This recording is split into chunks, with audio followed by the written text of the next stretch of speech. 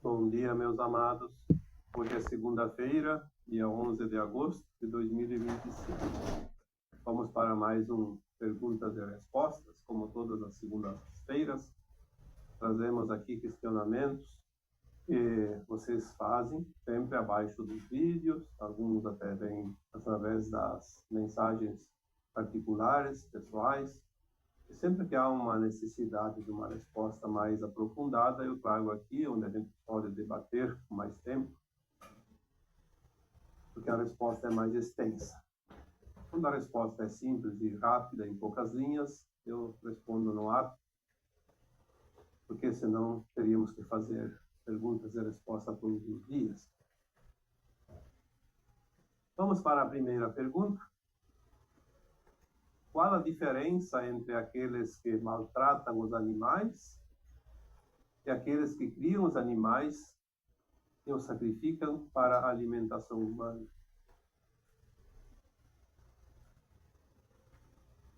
Há ainda muita polêmica sobre isso, porque nós estamos no final de um ciclo e é óbvio que as consciências começam a entender, se expandir. E as consciências humanas desenvolveram ao longo dos milênios a compaixão, inclusive pela criação divina, além dos humanos, principalmente os animais. Alguns milênios, alguns séculos, praticamente ninguém se importava com isso, porque o importante era a sobrevivência. O ser humano foi se desenvolvendo em condições muito restritas, e na maioria das vezes a sobrevivência era a preocupação maior. Estamos agora chegando a um ponto da nossa consciência onde o amor incondicional, a compaixão e o respeito precisam ser desenvolvidos. E é óbvio que nós começamos a sentir este sentimento de consciência elevada. Os animais, eles nos ensinam a amar, porque muitas pessoas ainda mantêm e alimentam ódio, raiva, aversão a outros ou alguns seres humanos. Os animais, por serem dóceis e não nos causar problemas, fica mais fácil aprender o amor incondicional. Mas é preciso que se entenda que a alma só vai para a nova terra quando ela tiver o conjunto formado. Esse mesmo sentimento amoroso, compassivo e respeitoso que alguém sente pelos animais tem que ser sentido também pelas próprias pessoas, por mais que elas sejam maldosas, e também pelos vegetais, pela natureza, por toda a criação. Somos parte da consciência do todo, e no todo se inclui, inclusive, as consciências do reino animal, vegetal, elemental, mineral, natural. Porque não há separação. É um conjunto da obra do Criador maior, que chamamos de fonte ou de Deus. Sabemos que a cadeia alimentar foi criada dentro daquilo que era necessário para manter a vida neste planeta. Os humanos precisaram se alimentar da caça e da pesca por muito tempo, principalmente nos tempos mais primitivos. Os animais precisavam se alimentar de outros animais, de outras espécies, vegetais também.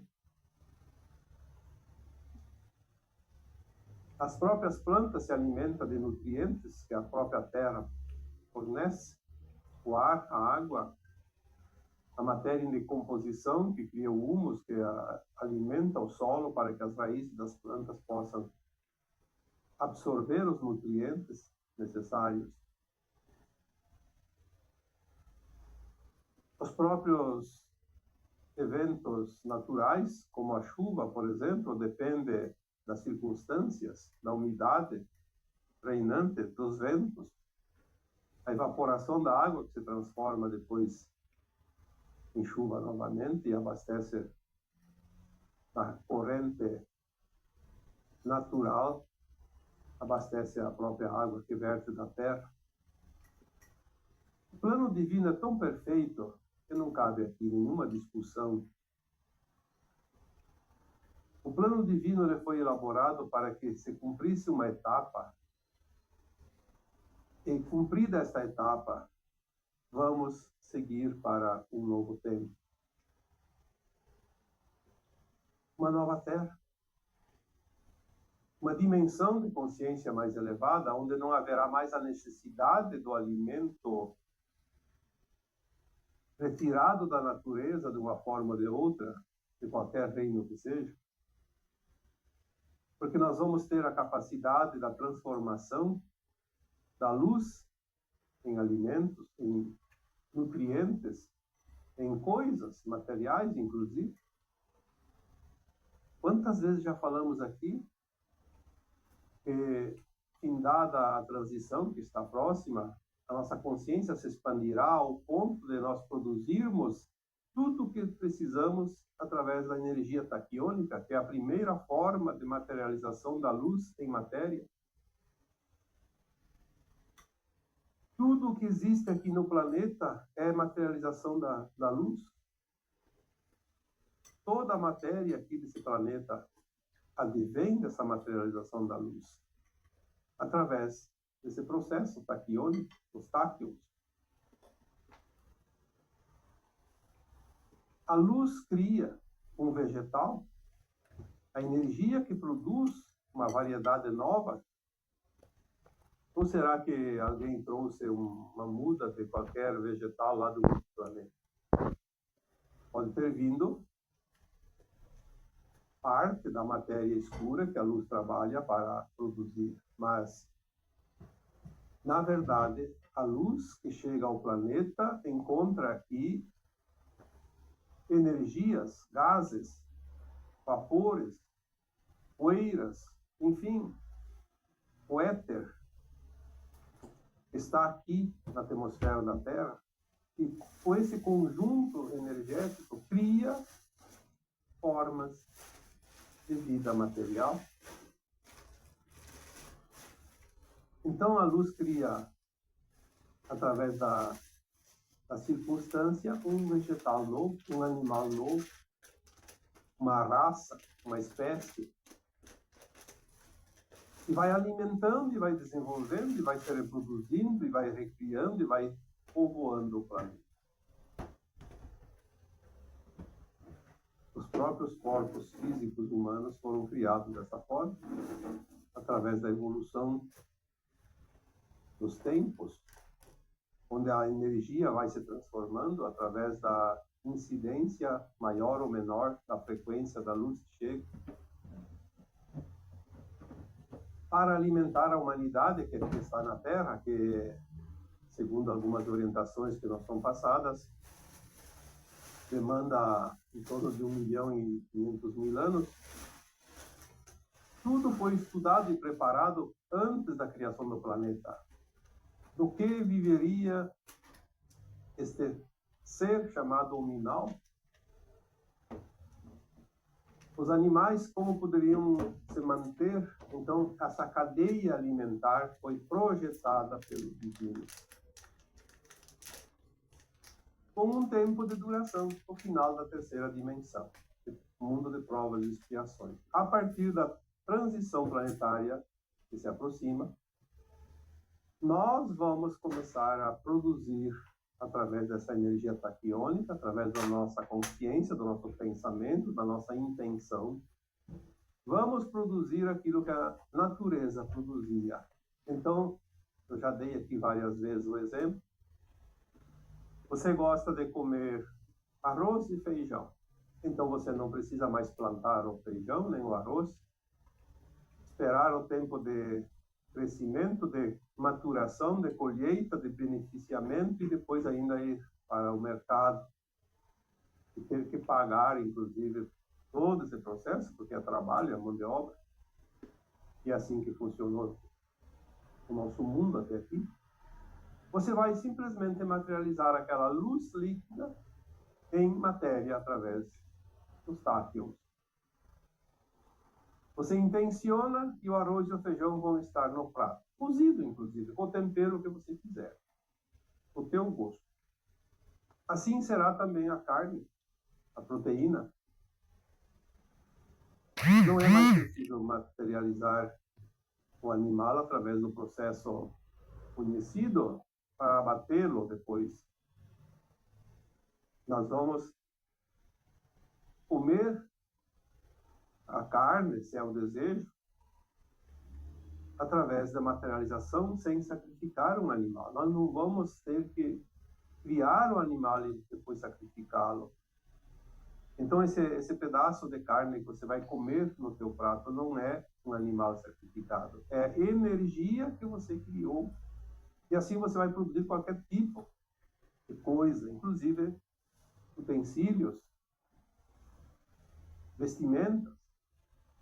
Uma casa não precisa tirar o produto lá da natureza, a areia, o ferro, o alumínio, o cimento, o barro para fazer a cerâmica, a madeira da mata. Esta é a fórmula que vai existir na nova terra. Ter consciência hoje, se você ainda precisa do alimento vindo de um animal, e mesmo de um vegetal. O vegetal também é um ser vivo. Alguém disse que vegetal não tem consciência. Tem consciência. Tem consciência, senão as florestas seriam uma coisa desordenada. Completamente sem controle. Tudo na natureza tem consciência. Cada reino tem o seu formato, a sua energia, a sua forma de consciência.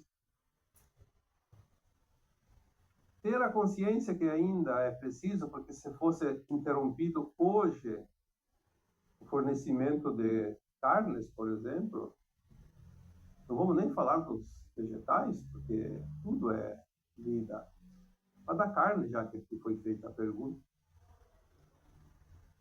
a humanidade, boa parte dela morreria de fome. Não há alimentos ainda. Vai ter mais adiante. É um processo, tem que finalizar o tempo, o processo. Está no plano divino isso, não sou eu que estou dizendo. Eu aqui não defendo causa, eu aqui tenho o compromisso de orientar cada um, faça a sua análise e forme a sua opinião, independente da dos outros. Não há razão para discussões, para contendas, para embates. Tem que ter a consciência, você precisa comer, você não pode abandonar, então agradeça aquela consciência que se propôs estar aqui na Terra e se propôs lá antes da criação, vir aqui auxiliar.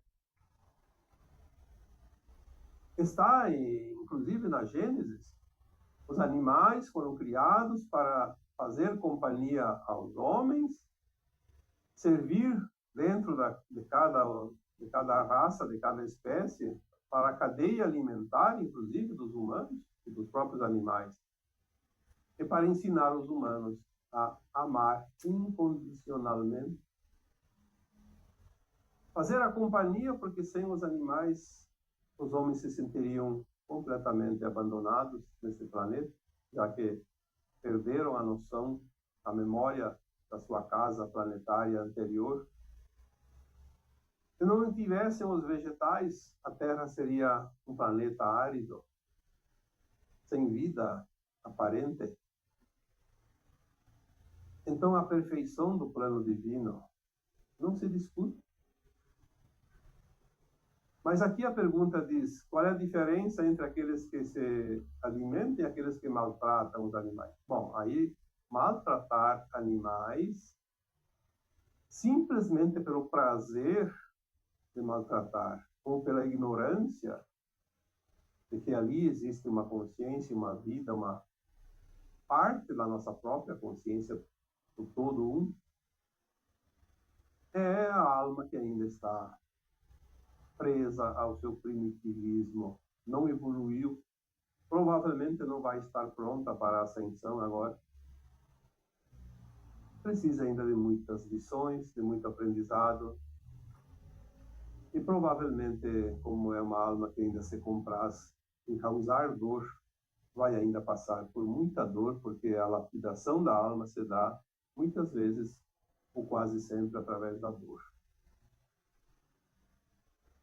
Então vamos dizer que é preciso apenas entender, mas acima de tudo, ser consciência elevada. O porquê das coisas, o porquê de cada situação, o porquê estamos aqui, o porquê o aprendizado, o porquê o mundo passa por uma transformação, uma evolução, e agora numa transição. Porque tudo está no plano de quem criou.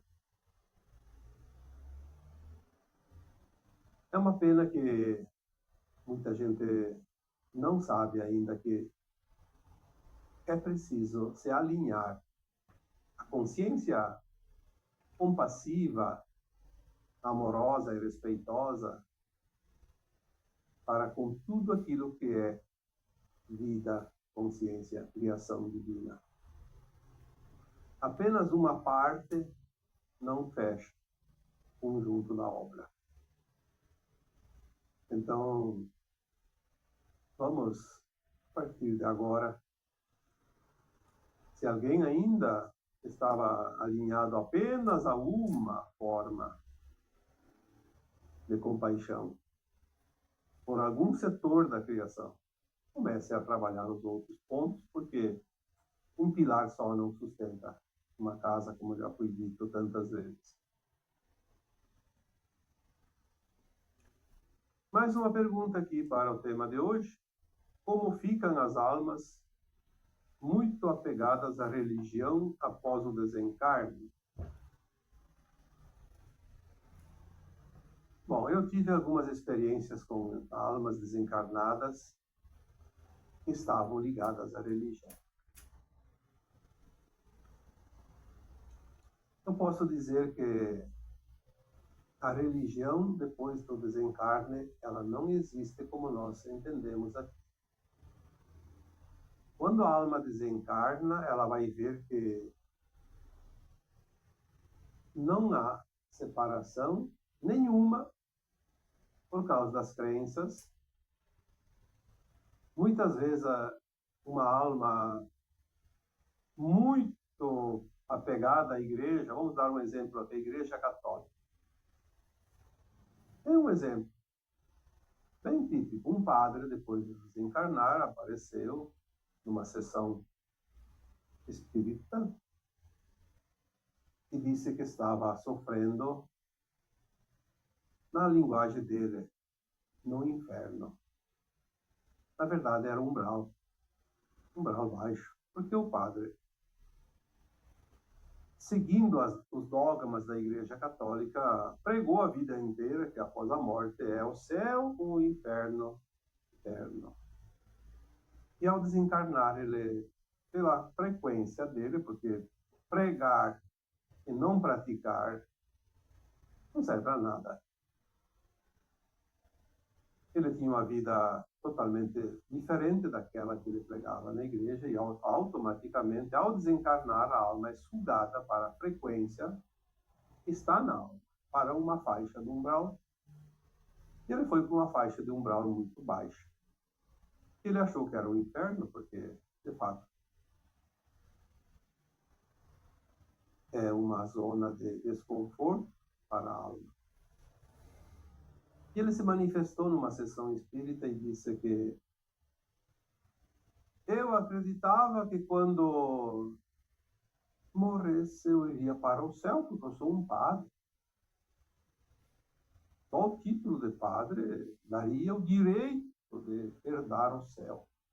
Mas só que o que vai dar o direito de herdar as faixas mais elevadas do umbral ou não é condição ética e moral que aquela alma vive enquanto está encarnada, independente se é padre, se é ateu, se é de qualquer religião. Estas são as verdades. Narrativas, crenças, dogmas não servem para nada. Não adianta. No além-túmulo as coisas se organizam como tem que ser. Outro exemplo muito claro eu já contei antigamente, não sei quanto tempo faz, alguns anos atrás. Também uma alma que eu atendi e encaminhei, uma menina, uma moça, que desencarnou num acidente de trânsito. Ela era evangélica. E na igreja dela pregavam que ao desencarnar ela encontraria Jesus. Então, quando ela se manifestou, ela disse: eu estou perdida, eu estou na completa escuridão, porque me disseram a vida toda, todo o tempo que eu frequentei a igreja, que ao desencarnar eu encontraria Jesus. Quando eu desencarnei, eu não encontrei Jesus. Procurei e não encontrei. E o que eu encontrei foi uma escuridão completa. Então ela pediu ajuda. E ao orientar essa alma, obviamente, cada um faz do seu jeito, eu fiz do meu jeito, como eu sempre faço. Expliquei a ela que ela não viu Jesus porque não é hora de ver Jesus ao desencarnar. Sempre ao desencarnar existem algumas almas conhecidas nossas, podem ser familiares, podem ser amigos. Esta vida até de vidas passadas, a alma vai lembrar, vai reconhecer que vocês são de vidas passadas, e vão estender os braços para acolhê-las no primeiro momento, principalmente quando a alma está meia confusa. Como ela ficou com a ideia fixa, com a crença limitante, com a crença limitada a uma só situação, desencarna, vê Jesus, e não viu Jesus. Então ela viu a escuridão, porque a consciência dela não tinha outra informação, ficou no escuro.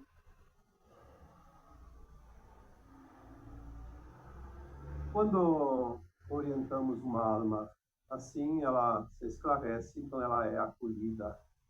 É a chance, a segunda chance. A primeira perdeu, mas a segunda. Porque ela queria uma solução. Ela buscou ajuda.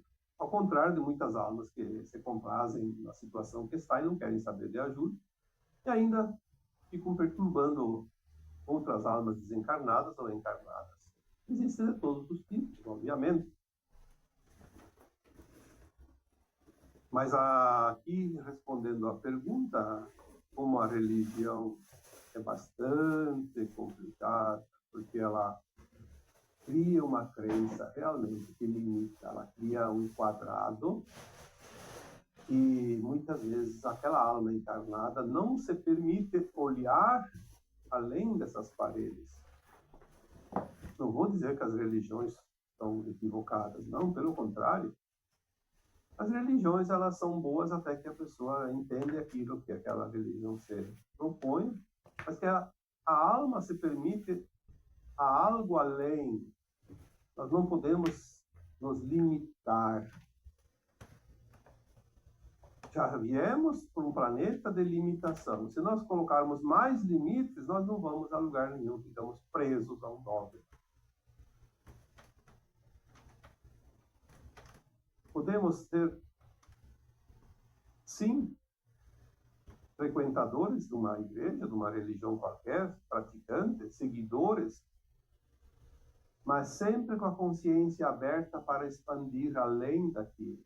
Então nós vamos aproveitar. É como fazer um curso. Qualquer curso que você vá fazer, se você não se permite as possibilidades além daquilo, você vai ficar preso naquela situação, vai ficar engessado. Não vai além.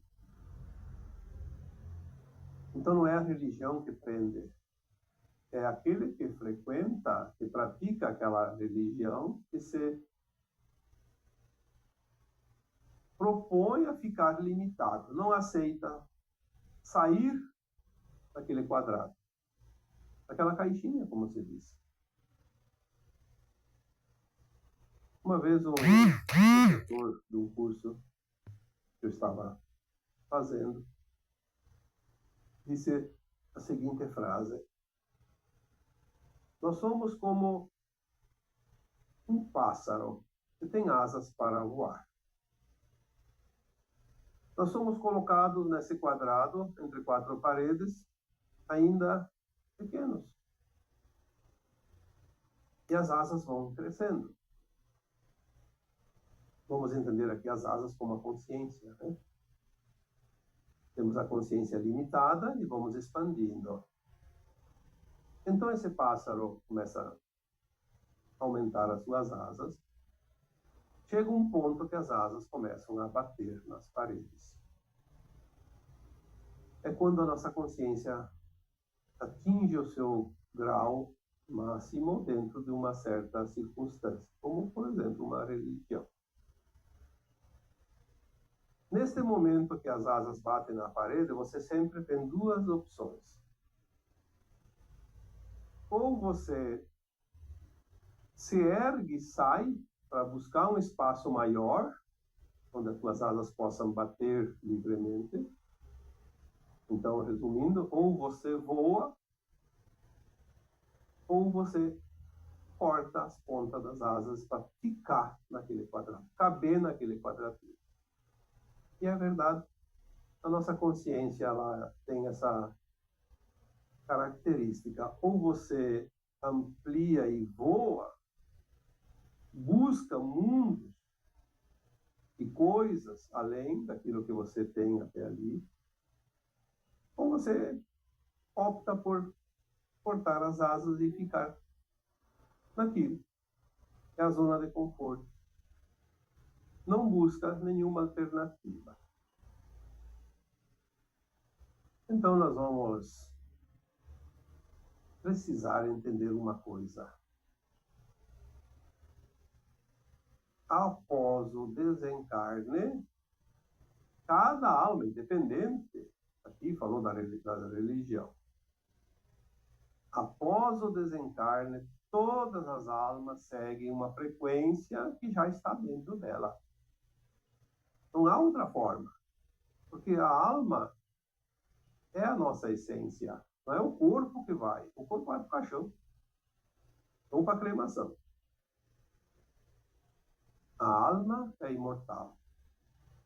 Nos primeiros momentos após o desencarne, ela vai seguir aquilo que ela é como personagem da última encarnação que ela acaba de deixar, o que ela viveu ali. Obviamente, depois de um tempinho, ela começa a acoplar aquela última encarnação, esse último personagem, aos personagens das outras encarnações, e ela se torna aquilo que ela é na soma das encarnações. Então ela começa ali a lembrar das vidas passadas também, anteriores, e aí ela faz a sua autoanálise, a autoavaliação de todas as suas experiências para ver como ela está evoluindo, porque ela está na quarta dimensão, numa consciência mais elevada. Lembrando que a alma é a nossa consciência também. Então ela começa também, depois de um tempo, a elaborar uma nova encarnação, um novo plano encarnatório. Aquilo que nós já falamos aqui tantas vezes. Nós vamos, cada dia agora, compreender melhor as coisas. Veja que há uns anos atrás, tudo isso parecia uma ficção. Não era uma coisa tão normal como parece hoje. Hoje você fala de desencarne, de reencarne, de a vida após a morte, no além-túmulo, os processos da alma, uma naturalidade que há pouco tempo parecia tudo fora de propósito. Não é preciso ser santo, mas é preciso compreender a vida, viver a vida, aprender. Aprender com os acertos e com os erros, porque as experiências que nós fazemos durante uma encarnação,